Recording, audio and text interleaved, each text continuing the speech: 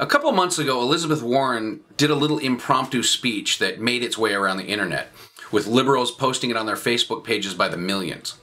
You may or may not have seen it, but I found it offensive and misleading. Today I'd like to share it with you with a little commentary.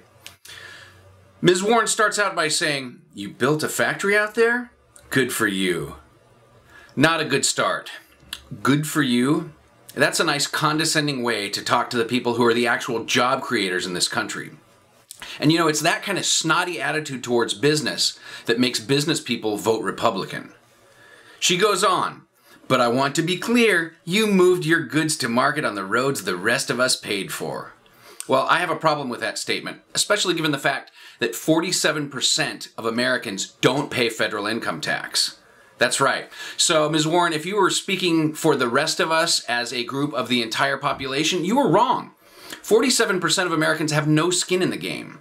They have the privilege of driving on those same roads, but they have no responsibility for actually helping pay for them. And next, you hired workers the rest of us paid to educate. Now stop right there. If you think that kids are coming out of our educational system ready to work, it's obvious that you've never run a business. You're not a job creator, so you don't realize that the educational system the rest of us paid for is not preparing kids to work. It's preparing them to look at me like I'm a fucking alien when I give them a $5 bill and a nickel to pay for a pack of gum that cost $1.05. So don't pat yourself on the back for the education of today's workers. The real training happens in the workplace, financed by, yes, the guy who built the factory. And next, you were safe in your factory because of police forces and fire forces that the rest of us paid for.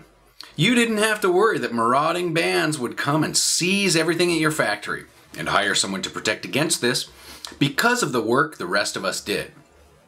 Well, actually, Ms. Warren, according to the Bureau of Labor Statistics, there are over 1 million privately employed security officers in the U.S. today. And no, it's not the rest of us that are paying them. It's the businesses and factories that employ them that are paying them. Also, I'd like to point out your dirtbag friends in Occupy Oakland who recently were the marauding bands, going downtown, vandalizing, breaking windows, and looting local businesses. So do you still support the Occupy movement? Because if so, you're supporting a bunch of criminals and punks who are doing absolutely nothing to change the system, while costing us taxpayers, the 53%, literally millions of dollars in damage to property and overtime for cops. Elizabeth Warren goes on to say, "Now look, you built a factory and turned it into something terrific, or a great idea. God bless. Keep a big hunk of it.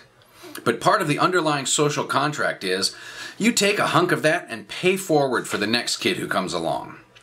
So, Ms. Warren, given that the U.S. has the 5th highest corporate tax rate on the planet, I'd say that the factory already is paying it forward by helping fill the government coffers with its tax dollars. Also, by taking the time, risk, and money to build a factory, jobs were created that otherwise wouldn't exist, which is also paying it forward. So don't condescendingly tell business people that they can take a hunk and pay forward, because we're already paying it forward by creating jobs, while at the same time being bled dry by insanely high taxes. So until you've actually started and run a business that creates jobs, don't tell us about social contracts. We're already going above and beyond the call of duty.